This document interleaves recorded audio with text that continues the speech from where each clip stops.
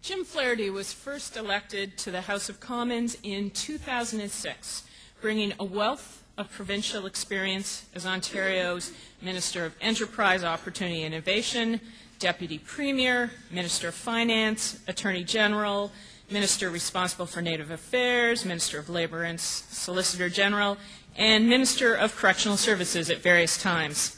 And he still found time to be father to 3 triplet sons. Quite an accomplishment.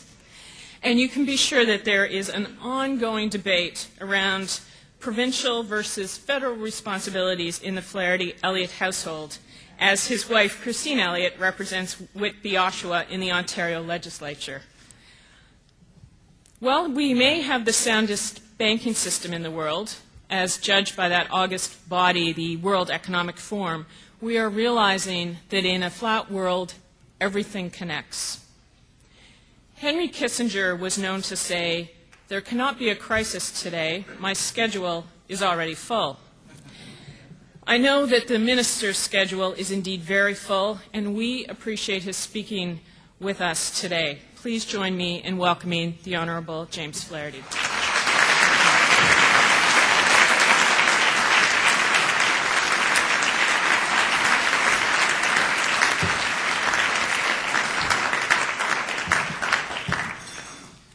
Well, thank you for the kind introduction. Every time I hear that list of ministries in Ontario, I think I better change that CV because it sounds like I couldn't hold a job when I was in the government of Ontario. I am pleased that I'm joined here today by 2 newly elected colleagues in the House of Commons. As I can tell you, as a Conservative member from the GTA, it's been a bit lonely the last 2.5 years in Ottawa, and I'm very pleased that Lois Brown MP and Lisa Raitt MP are both here this afternoon. Thank you.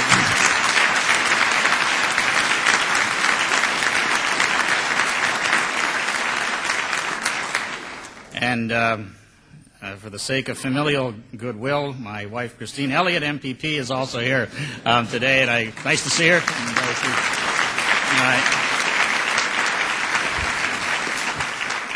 Now, listen, as you know, these are serious times, and there are serious issues to be addressed. My speech today is a bit longer than normal. I hope you'll understand the need to go through a number of issues today.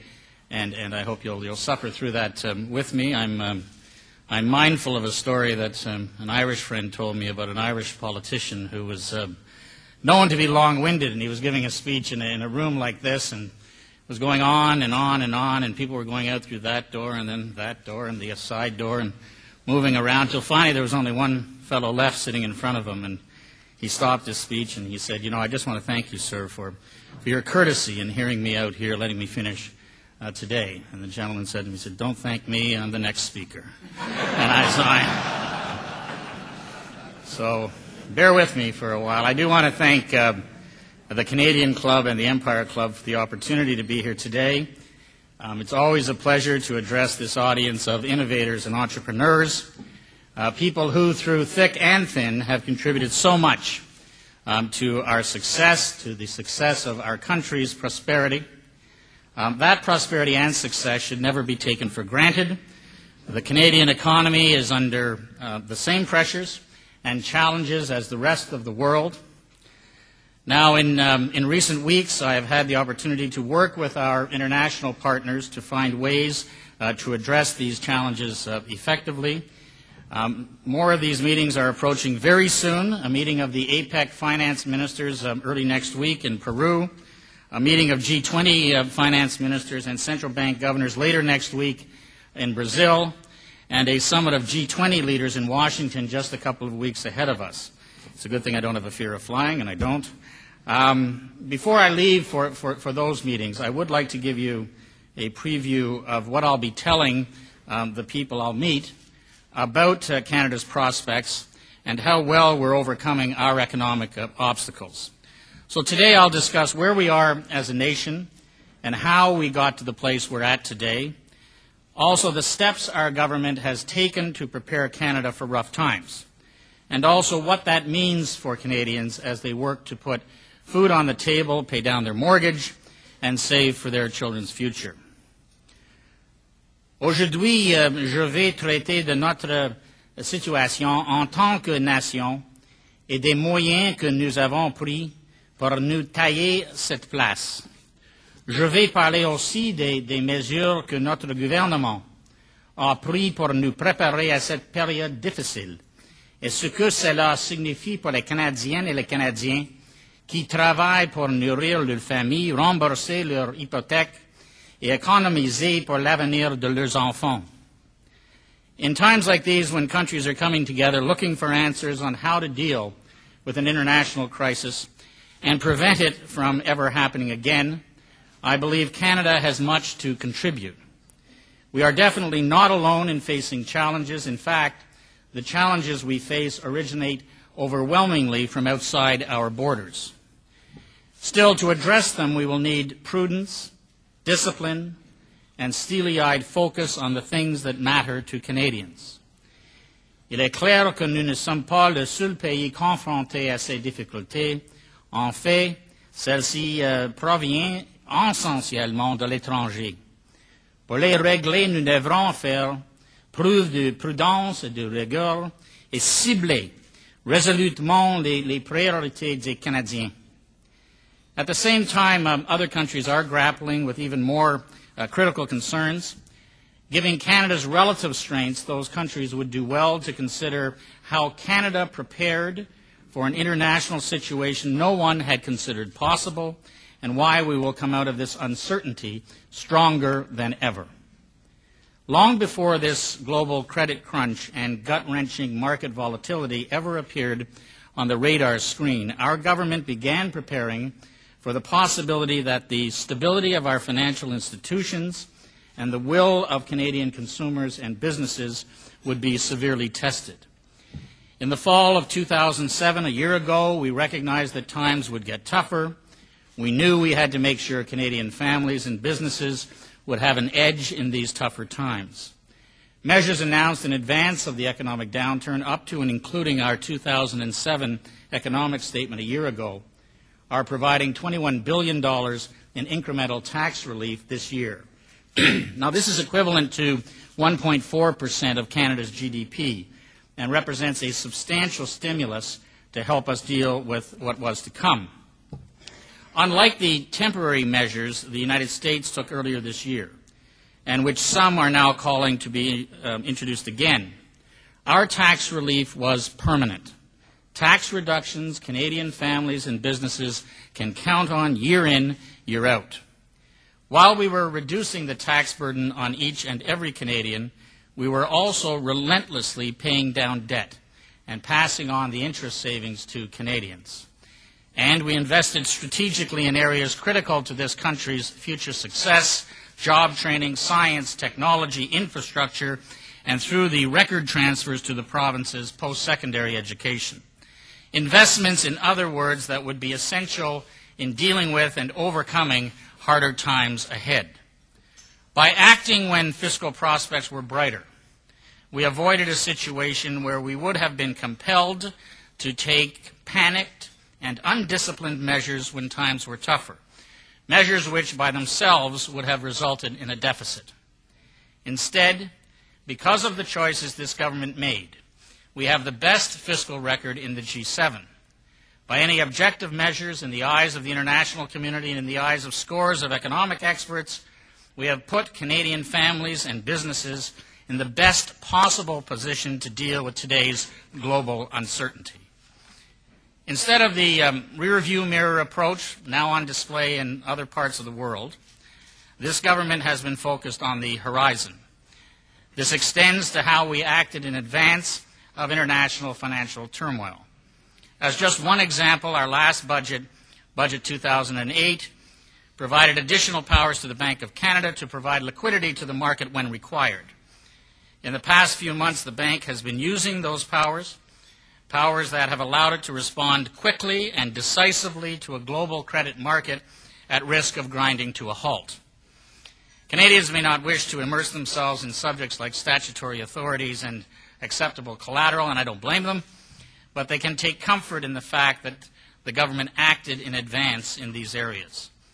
And we did it so that Canadian borrowers and lenders would continue to have access to credit markets for home and business mortgages, for car loans, and for other forms of credit that are essential to keeping our economy going.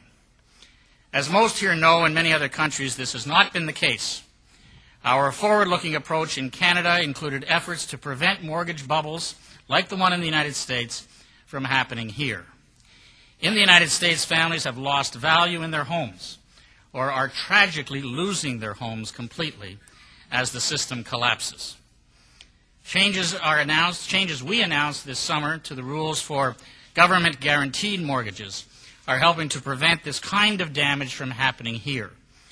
These improvements, most notably a maximum amortization period for new government-backed mortgages of 35 years and a minimum down payment of 5%, are in effect right now in Canada.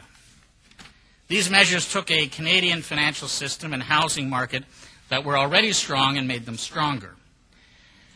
Now, over the past month, we have seen a dramatic and sudden collapse of some financial institutions in the United States, deepening the global credit crisis and raising the risk that Canada's system could be sideswiped. So we acted again. We announced an innovative way to encourage more longer-term credit in Canada with no additional risk to taxpayers, with a plan to purchase $25 billion in insured mortgage pools by the Canada Mortgage and Housing Corporation. This made-in-Canada approach involves purchasing high-quality assets already guaranteed by the Government of Canada so as to make loans and mortgages more available and more affordable to Canadians, all at no fiscal cost to Canadian taxpayers.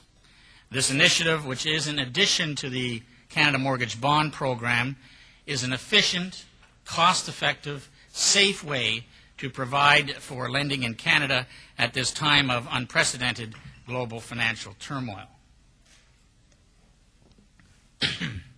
And then, less than a week ago, we created the Canadian Lenders Assurance Facility, which is a temporary program that will offer insurance on the wholesale term borrowing of federally regulated deposit-taking institutions, including, of course, our banks.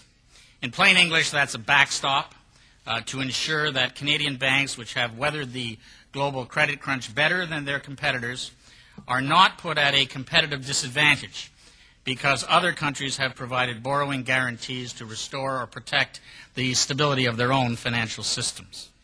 And also, at no expected fiscal cost for Canadian taxpayers. These changes are keeping our banks competitive and strong, and they're keeping credit flowing, things that Canadian families and businesses rely on. Ces mesures permettent à nos banques de demeurer compétitifs et forts, et elles maintiennent le flux de crédit, deux éléments sur lesquels les familles et les entreprises canadiennes comptent. Now, since we took office 2.5 years ago, that is what our government has done to ensure long-term growth and reduce economic risk. Our government's economic plan has helped sustain that economy. Je vous ai décrit les mesures que notre gouvernement a prises depuis son entrée en fonction, il y a 2 ans et demi, pour garantir la croissance à long terme et réduire les risques économiques. Le plan économique de notre gouvernement a aidé à soutenir l'économie. Today, it means Canada is in a much better position than virtually any other major country to withstand the economic and fiscal storms working their way around the globe. It has led to the IMF predicting Canada will have the best economic growth in the G7 next year. That forecast, along with the others we are seeing recently, is modest, especially compared to recent Canadian growth. But I can tell you that under current conditions, if you asked other countries whether they would like to trade places with us, the lineup of volunteers would be long. As for Canada's financial system, the World Economic Forum, as was mentioned, recently concluded that our financial system is the soundest in the world, with financial market sophistication and investor protection among the world's best. The IMF has also judged our system to be mature, sophisticated, well-managed, and able to withstand sizable shocks. This praise reflects a stable Canadian system that is now being rewarded for its prudence and its high standards. Canadian capital requirements for financial institutions are well above minimum international standards and higher than in other jurisdictions. Even with all of the challenges we are facing, Canada remains on track to balance its budget this year. Last week's fiscal monitor indicated a surplus of $1.2 billion over the first 5 months of the current fiscal year. Once again, it's a Canadian track record far beyond the fiscal prospects of major industrialized nations. Now, a little bit about what has changed.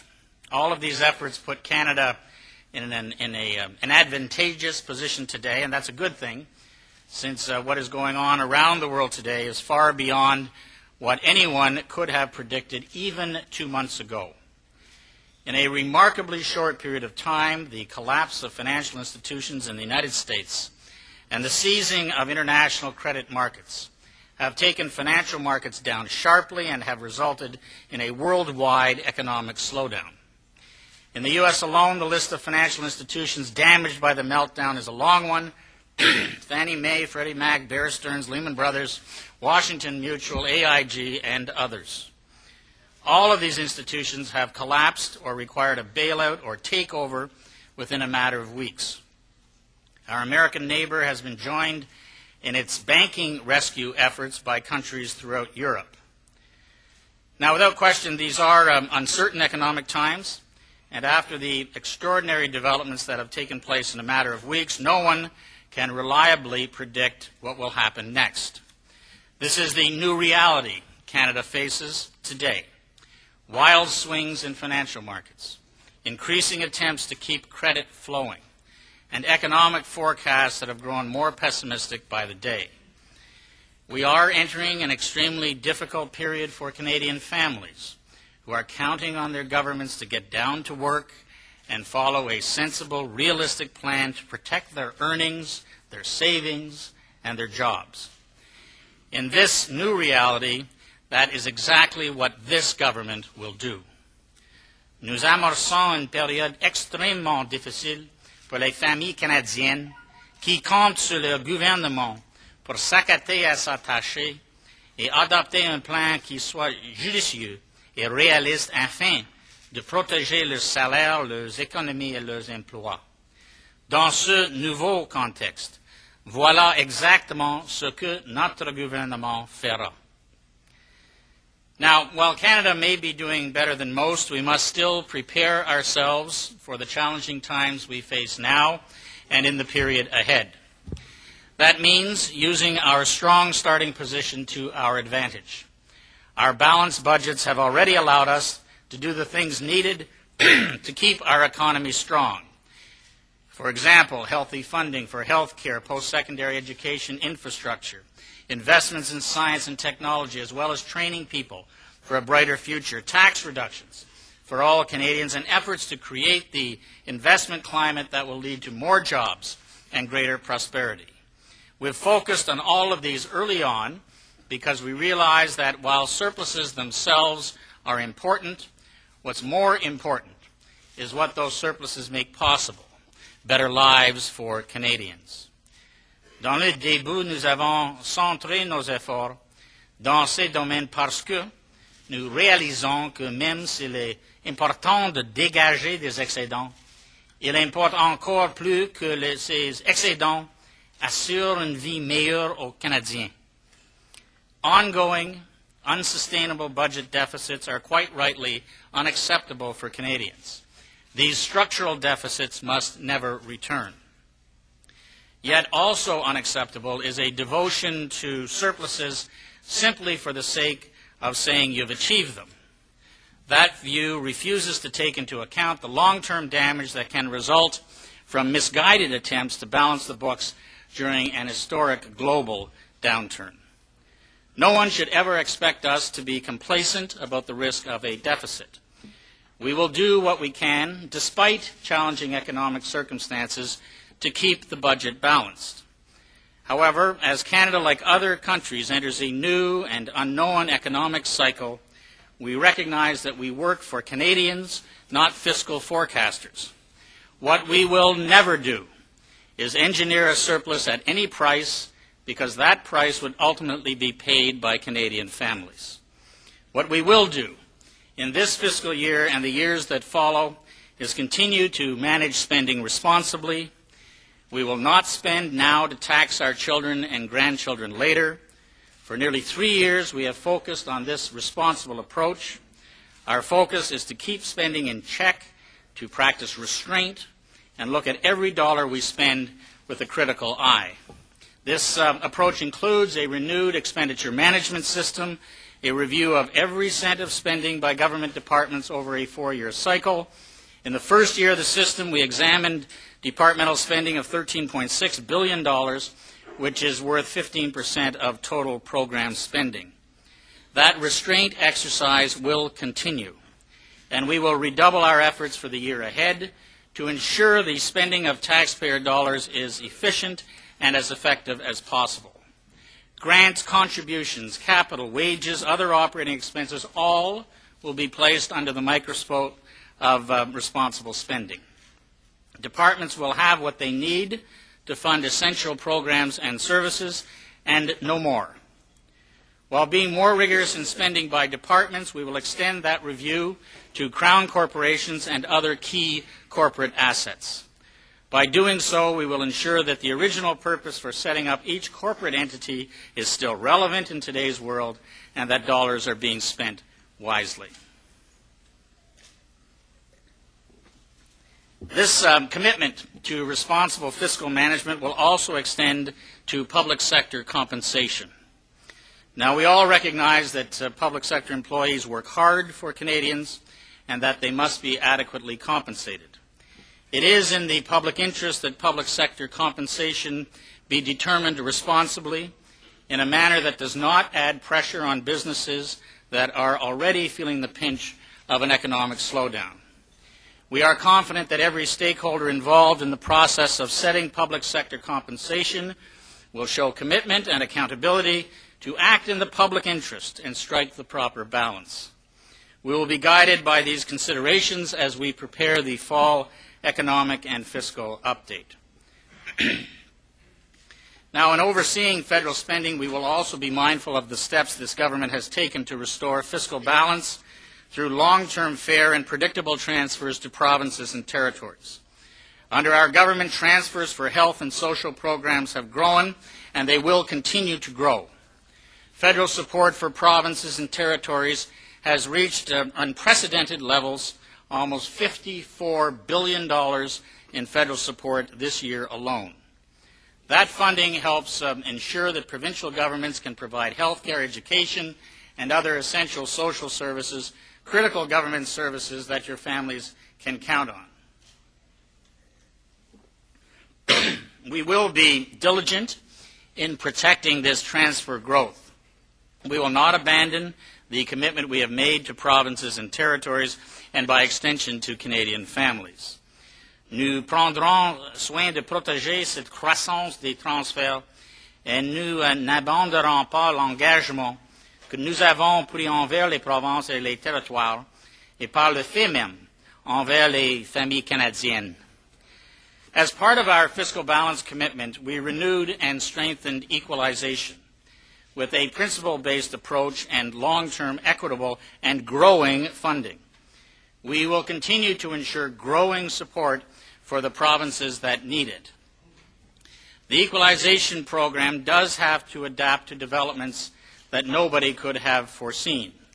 In particular, the enormous volatility of resource prices, which is putting pressure on equalization. Equalization remains an essential component of the Canadian Federation, but it has to be affordable and fair. Equalization has grown by 56% since 2003-2004. Clearly, in this time of fiscal uncertainty, we cannot sustain that rate of growth. As part of our commitment to responsible fiscal management and in the spirit of fiscal balance, we will ensure the program continues to grow. But growth must be closer to the growth of the economy to be sustainable. Without change equalization is not sustainable and threatens the integrity of the program. In these challenging times, it is more imperative than ever that governments work together to further strengthen the Canadian economy. The time is right to put an end to interprovincial trade barriers that unnecessarily restrain our economy right here at home in Canada. And given the unprecedented turmoil in international financial markets, it is also a good time to move toward a single securities regulator that reflects regional interests yet can quickly respond with a single voice to market developments. En cette période difficile, il est plus essentiel que jamais que les gouvernements collaborent pour renforcer l'économie canadienne. Le moment est bien choisi pour abolir les obstacles au commerce interprovincial qui freinent inutilement notre économie, ici même au pays. Aussi, compte tenu des turbulences sans précédent que connaissent les marchés financiers internationaux, l'heure est également favorable pour aller de l'avant avec un organisme commun de réglementation des valeurs mobilières qui tient compte des intérêts régionaux, mais qui peut aussi réagir rapidement et d'une voix unifiée à l'évolution des marchés. Now, as part of our efforts to ensure all governments work together in the interests of all Canadians, this government, the federal government, is organizing meetings of the federal, provincial, territorial finance ministers and first ministers in advance of the G20 events. These meetings will lay the groundwork for what we hope to achieve in the international summits, as well as build on the spirit of cooperation that will be crucial to responding to the economic challenges every government in Canada is facing. As Canadians have managed to do throughout our country's history, we will get through this turmoil together, and we will come out of it in a very competitive position. We certainly have our work cut out for us. We're prepared well for this approaching storm, but endure it we must, and endure it we will.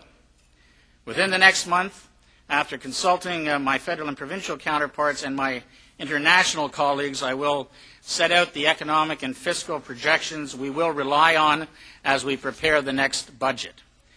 Given the sudden onset and imposing depth of this crisis, forecasting its effects on the Canadian economy will be daunting. Managing its effects will be even harder. But what I can assure you is that our responsible, disciplined, and forward-looking strategy will not waver.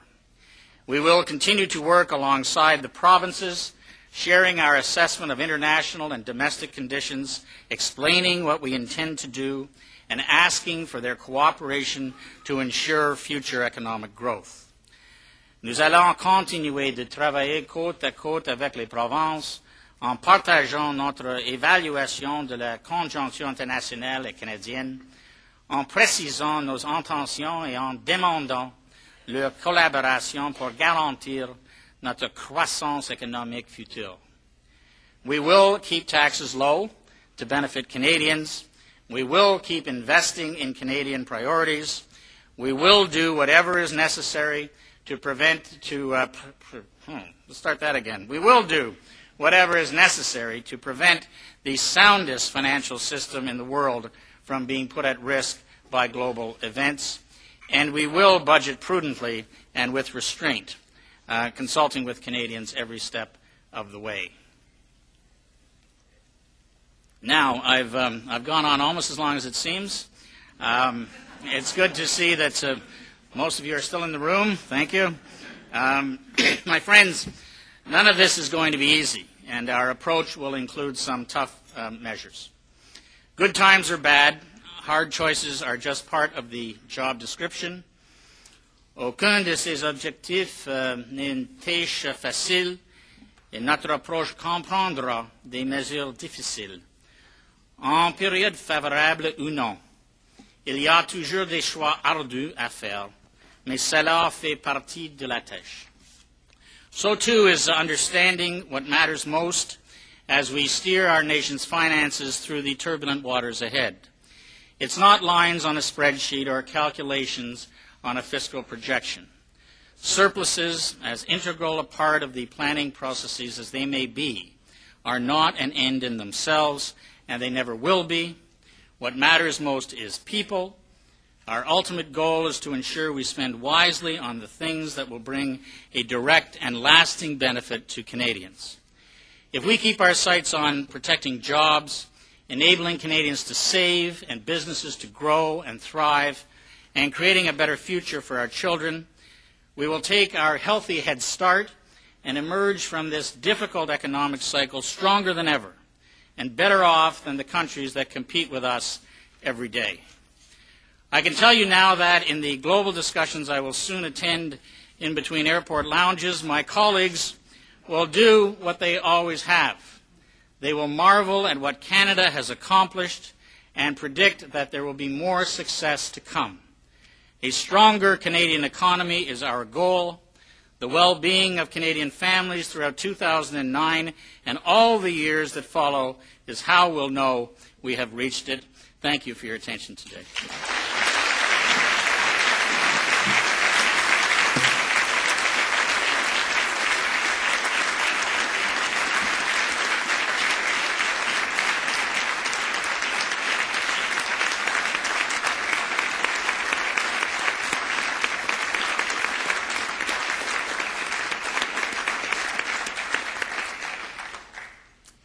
My name is Helen Burston, and as the President of the Canadian Club of Toronto, I have the honor of thanking our special guest, the Honourable Jim Flaherty, Minister of Finance. 8 months ago, when the Minister last spoke with us in his post-budget address, he stressed the need to maintain the federal budget in surplus territory. Well, that was then, and this is now.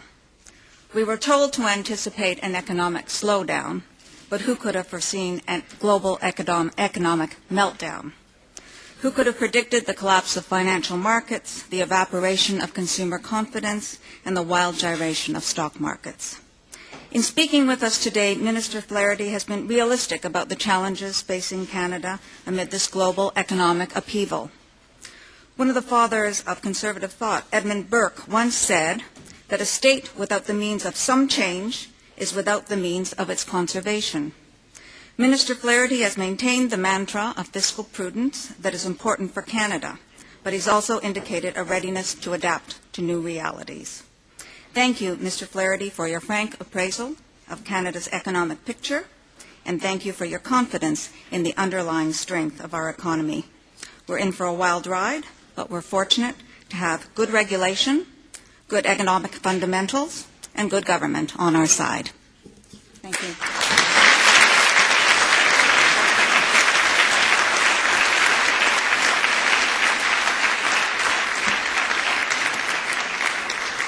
Every year, the Empire Club of Canada Foundation publishes a book of that year's speeches. We would like you to accept a copy of this, knowing that you will be in this year's volume. Tomorrow we are co-hosting with the Canadian Club Matthew Teitelbaum, Director and CEO of the Art Gallery of Ontario, and on Monday, F.W. de Klerk, former President of South Africa and Chairman of the Global Leadership Foundation, joins us for lunch. A few seats remain for both events, so please see the desk outside if you are interested. And please consider becoming a member of the Empire Club. There are membership applications at your table and at the reception desk outside. At $50 annually, it gives you membership discounts and benefits and remains one of the most affordable intellectual treats out there. Our luncheon today is being broadcast on Rogers TV. The luncheon meetings are also rebroadcast across Canada on CPAC, and you can view a webcast of today's luncheon on our website at empireclub.org. Thank you for being with us today, and please join us for lunch again. This meeting is adjourned.